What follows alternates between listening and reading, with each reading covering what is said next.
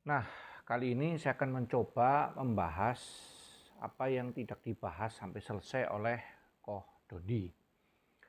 Waktu itu berbicara tentang apakah Yesus menggunakan Septuaginta, lalu apakah Yesus berbahasa Yunani.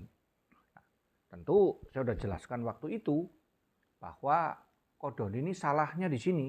Nampaknya dia betul-betul tidak mempelajari sejarah, apalagi membaca Alkitab.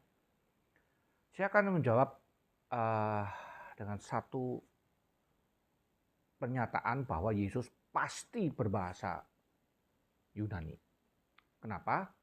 Ada dua alasan. Pertama, pada waktu itu sampai dengan zaman Tuhan Yesus itu, bahasa Yunani adalah bahasa istilahnya lingua franca atau bahasa internasional atau boleh dibilang bahasa resmi di situ. Itu sebab abad ketiga sebelum Masehi, ketika Ptolemy II memerintahkan diterjemahkan ke dalam bahasa Yunani, itu karena orang Yahudi yang di pembuangan tidak lagi mengerti mendalami bahasa Ibrani dengan baik. Sehingga mereka membaca uh, kitab Tanakh dalam bentuk tulisan Yunani agar lebih mudah. Tentu di bawah pengawasan para rabi ya gitu ya. Nah, itulah namanya Septuaginta. Nah, apakah Yesus membaca Septuaginta? Iya juga. Jadi ada alasannya begini. Pertama, sebagai seorang rabi, dia harus mengajar. Tentu dia akan menjejerkan gulungan-gulungan atau terjemahan-terjemahan yang sebelum Yesus itu sendiri sudah disalin oleh orang-orang Yahudi, termasuk oleh proslit. Proslit itu orang bukan Yahudi yang memeluk Yahweh, Yahwehisme gitulah, Yudaisme. Nah, dengan demikian ada banyak tuh yang kemudian puncaknya adalah oleh Origen akan dijejerkan, diperbandingkan terjemahan itu. Nah, Yesus sebagai rabi, ingat ya, Yesus dipanggil rabi atau guru. Kau memanggil aku Tuhan dan rabi atau guru. Nah, dipanggil juga oleh orang kaya adalah rabi. Tentu dia mempelajari. Paling gampang sederhananya begini. Saya ini orang belajar teologi dan orang Indonesia hanya mengerti bahasa Jawa dan bahasa Indonesia. Tetapi saya mempelajari bahasa Yunani Koine, Yunani kuno di zaman itu, zaman Yesus itu. Nah, Helenisasi dari kata Helas, Helas itu kata lain untuk Yunani, itu dimulai ketika penaklukan The Great Alexander atau Alexander Agung itu di abad keempat sebelum Masehi. Saya lupa tahun tepatnya 300 sekian sebelum Masehi ya. Sampai awal abad atau pertengahan abad pertama itu boleh dibilang 4 abad itu 4 sampai 5 abad itu adalah Helenisme menguasai dunia terutama di wilayah Yerusalem itu, Israel itu. Nah, bayangkan aja, apakah kita masuk akal Yesus di sesuatu wilayah yang dikuasai oleh Romawi yang ikut membantu menyebarkan Helenisasi dengan budaya dan bahasa Yunaninya, terus tidak tahu gitu. Tentu tidak masuk akal. Saya saja yang cuma sekolah di Indonesia belajar Yunani Koine, lalu belajar Ibraninya, lalu bahasa Inggrisnya juga dipelajari. Bagaimana seorang rabi yang begitu ketat mereka di dalam mengajar dari mereka sejak kecil, itu tidak diajarkan soal itu. Itu satu ya. Nah yang kedua, Alkitab mencatat bahwa Yesus berbicara dalam bahasa Yunani, yaitu ketika dia berbicara dengan perempuan dari Sirofenisia. Nah, ini saya bacakan ya dari Markus 7 ayat 26. Perempuan itu seorang Yunani bangsa Sirofenisia yang memohon kepada Yesus untuk mengusir setan itu dari anaknya. Nah, kalau dia orang Sirofenisia, Yunani, dan dia datang ke Yerusalem, sekitar Israel sana, ya tentu dia akan berbahasa Yunani. Apakah dia malah ngerti bahasa Ibrani? Saya kira kok diragukan ya. Bagaimana mungkin bahasa bahkan yang orang Ibrani sendiri saja sudah kehilangan kemampuan untuk mengerti bahasanya seperti hari ini katakanlah orang Jawa tidak bisa baca Hono Coroko begitu. Tentu yang dipakai adalah bahasa Yunani. Sehingga pada zaman itu tentu Yesus berbincang dengan perempuan Sirofenisia ini adalah di dalam bahasa Yunani. Itu satu. Yang kedua adalah bagaimana Yesus mengutip Septuaginta.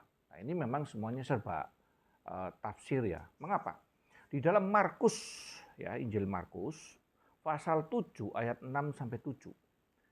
Jawabnya kepada mereka, benarlah nubuat Yesaya tentang kamu, hai orang munafik, sebab ada tertulis bangsa ini memuliakan aku dengan bibirnya, padahal hatinya jauh dari padaku. Ayat yang ketujuh, percuma mereka beribadah kepadaku, sedangkan ajaran yang mereka ajarkan ialah perintah manusia. Nah, ini ditafsirkan atau dicocokkan, ini adalah sesuai dengan Septuaginta.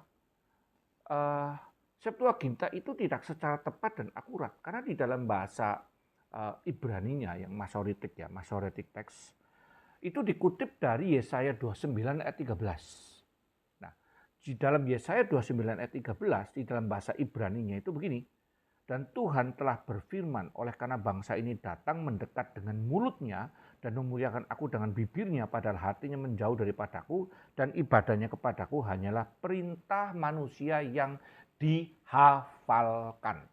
Nah, padahal diajar di dalam terjemahan Septuaginta itu dikutipnya adalah ajaran manusia atau perintah manusia saja. Mengapa begitu?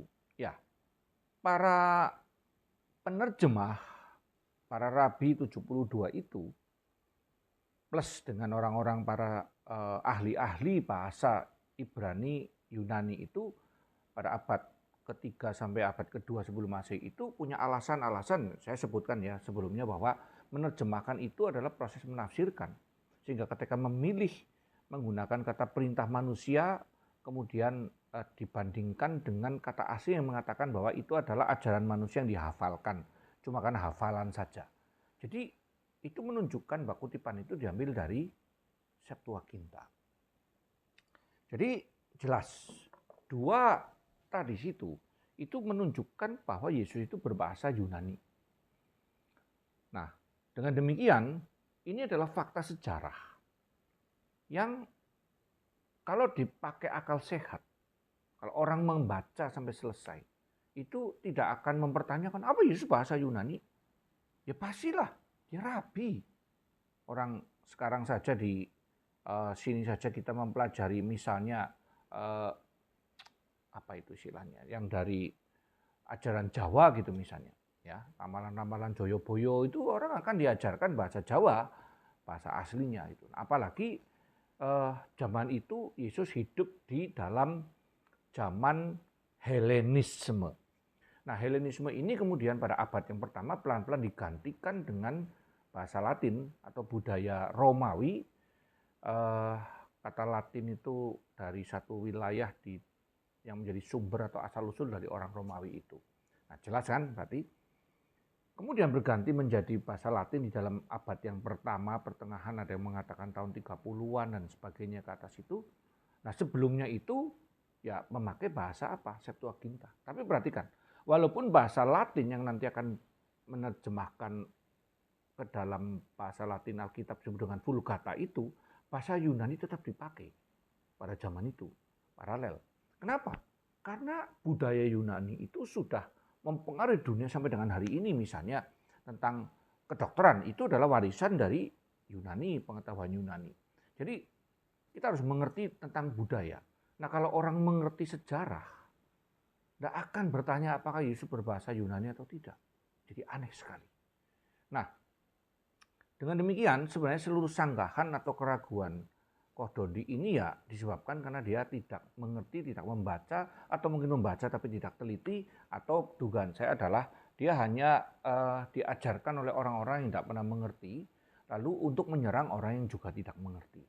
Nah, itu sebab ini menjadi kesalahan yang keempat, yaitu dia tidak mengerti Alkitab sebenarnya. Tidak pernah membaca sehingga dalilnya tidak jelas. Itu sebab saya tahu mengapa dia Kristen lalu kemudian menjadi mu'alaf, karena tidak pernah belajar sungguh-sungguh yang benar tentang Alkitab, tetapi justru mendapatkan hoak tentang Alkitab. Jadi kembali nyambung, apakah Septuaginta adalah kitab suci orang Kristen? Bukan, kitab suci orang Kristen itu Perjanjian Lama yang sama dengan tanah, hanya beda susunannya. Lalu diterjemahkan ke dalam berbagai bahasa. Salah satunya adalah Septuaginta Yunani, dan juga ada dari terjemahan Yunani yang lain yang bukan Septuaginta. Itu karena kemudian ada penerjemah-penerjemah lain, dan itu dijejerkan oleh Origen yang sudah jelaskan di kesalahan yang ketiga. Itu adalah oleh Origen dijejerkan, setelah dijejerkan kemudian heksapla ya namanya, heksa itu 6, kemudian dikasih keterangan-keterangan atau komentari. Jadi Origen tidak mengubah, tidak merevisi, tetapi memberikan keterangan-keterangan. Nah, ini adalah kesalahan keempat dari Kodondi yang betul-betul sebenarnya fatal sekali, cuma dia setiap kali digempur lalu lompat ke sana, lompat ke sini, jadi agak susah. Lalu dianggap saya kalah, ya tidak ada persoalan, tapi saya jelasin faktanya adalah seperti itu. Henoko.